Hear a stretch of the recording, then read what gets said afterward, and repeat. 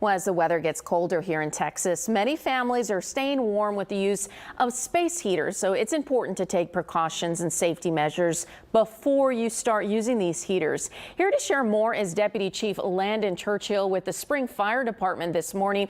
Thank you so much for joining us this morning. A very important topic. Talk a little bit about space heaters and maybe the common mistakes that people make. Yes, ma'am.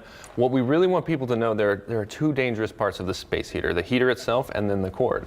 So with the heater, the two things that can go wrong is it can be too close to something, whether it's toys or bedding or clothing. And so you really want 3 feet around that space heater. And with the cord, you have to make sure that it's plugged into something that can move that much electricity. So it really... So this is the space heater here. Yeah. So really the cord should be plugged in directly to the wall. That's what we really want. Most extension cords, most power strips aren't rated to do this much electricity, and especially not if you're doing more than one thing on them. So you can check with an electrician to make sure that your extension cords are good for this much, but the safest thing is just to plug this right into the wall and make sure you have at least 3 feet around your space heater. Should people be worried about carpet as well?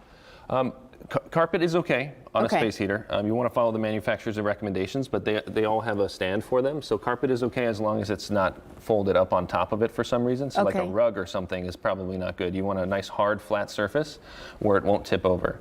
And another thing that we see sometimes is kids or pets will knock them over into flammable objects. Right. And how close should actually someone be to this? Because I know some people have it at their desks, maybe even at work. Your legs shouldn't be here super close. Yeah, and the same rule there, 3 feet is about as close as you need to get to a space heater. And that brings up another great point. Space heaters are really not designed to be unattended. So you don't want to heat your house with it while you're gone for the day. You really only want a space heater running when somebody is there. An adult is there to supervise it. Absolutely. And speaking of fireworks as well, that we've been talking about during the break as well, New Year's right around the corner. A lot of people are going to be popping fireworks. What should they know?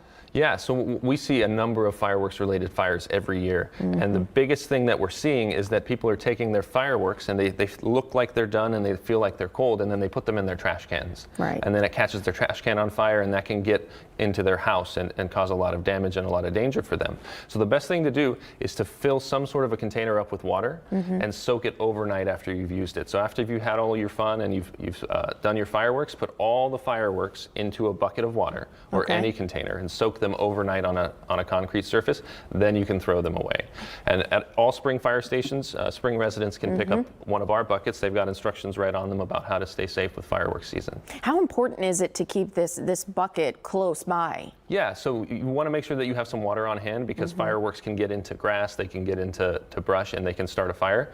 So you really want to make sure you have enough space and follow the recommendations to keep people away from it, because one of the other things that we see is people getting hit by fireworks, fireworks exploding while you're still holding them. Make sure that kids aren't setting off fireworks, that everybody is far enough away. And how important is it that people stay safe during the holiday season? You also have trees that are still up in some homes as well. Yes, ma'am. We have a lot of really unique hazards during the holiday season that the fire department sees, and we want to see everybody have a happy, safe, healthy holiday. We don't want to be coming out to your home for something like this. Right. Any advice for everyone now coming out of the holidays as well? Just make sure that you're paying attention to your space heaters and you're popping your fireworks off safely, and we'll see you at one of our community events. We'd rather see you there than on an emergency incident. And that's right. You can pick up these buckets, right? Yep. Tell us one more time. Any Spring fire station, you can pick up one of these buckets. And we'll also be delivering them to some neighborhoods. And this is something we call our Bucket Brigade program, because a lot of people don't have what they need on hand to soak their fireworks. All right. Seems like common sense, but we need to be reminded every holiday and every winter season as well. Thank you so much for joining us this morning. And you can find all of this information and a replay of this segment online at click2houston.com right after the show. We'll be right back after this break.